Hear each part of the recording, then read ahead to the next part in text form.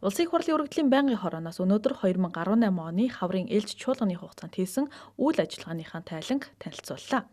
Ээлж чуулганы хугацаанд улсын их хурлын дарга гишүүд байнгын хороодод нийт 7231 иргэний 1233 өргөдөл ирүүлснээс 113 буюу 9.2% нь нийтийн эрх ашигыг төлөөсөн, 1120 буюу 90.8% нь хувийн асуудлаар хандсан өргөдөл байсан байна.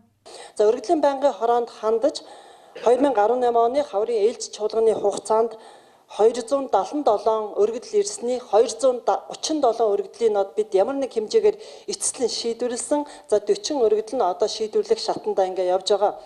За энэ өргөдлийн байнгын хороо хаврын чуулганы хугацаанд нэг хийж амжуулсан зүйл гэвэл бид одоо иргэдээс олон нийтийн эрх ашигыг хөндсөн олон чухал асуудлуудаар тавьж байгаа энэ өргөдөл хүсэлтэд чих зөөлөн хандах, хурдан шуурхай асуудлыг шийдвэрлэх, төрийн хүнд сурталыг арилгах тал дээр төрийн бүх шатны байгууллагуудаа тулж ажилласан. За энэний үр дүн бас саяхан хэлж байгаа 277 өргөдлөөс 237 нь эцэслэн шийдэгдсэн нь өөрөө бас тодорхой хэмжээгээр энд ахиц үр дүн гарч байна гэдгийг харуулж байна.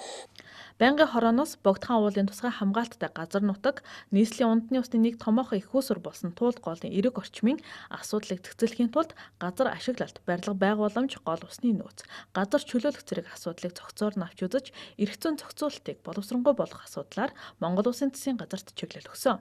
Энэ ажлын хүрээнд байгаль орчин аялал жуулчлалын яам газрын зөвшөөрлгүйгээр эсвэл зөвшөөрөлтэй боловч гэрээнд заасан нөхцөл болцлыг зөрчиж барилга барьсан, барилгын норм стандартыг зөрчсөн, батлагдсан зураг төсөлгүй, эрх бүхий байгууллагын зөвшөөрлгүйгээр барьсан барилга байгууламжийг буулгах, барилгын ажлыг зогсоох ажлыг эхлүүлжээ. За дөнгөж сая би бас байгаль орчин аялал жуулчлалын яамнаас туул сэлб голыг амралт спортын цогцлоор барих тээзүүг танилцуулах арга хэмжээнд яваад ирлээ. Энэ юу гэж юм гэхээр бидний ажил бас тодорхой хэмжээгээр үр дүн төрж байгаль орчин аялал жуулчлалын яам маань хоттоо нийлээд засгийн газар нийлээд одоо бас манай байнгын хороо нийлээд ингээд туул сэлб голыг амралт спортын цогцлоор барих энэ ажлыг эхлүүлэх тээзүү нэг ёсондоо бас бэлэн болсон байна.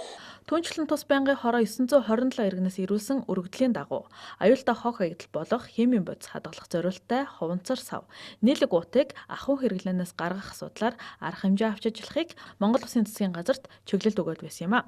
Энэ дагуу засгийн газраас өргөн хэрэглээний нэг удаагийн нийлэг уутыг 2019 оны 3 дугаар сарын 1-ний өдрөөс худалдаанд гаргах хэрэглэхийг хориглосон арга хэмжээ аваад байгаа юм а.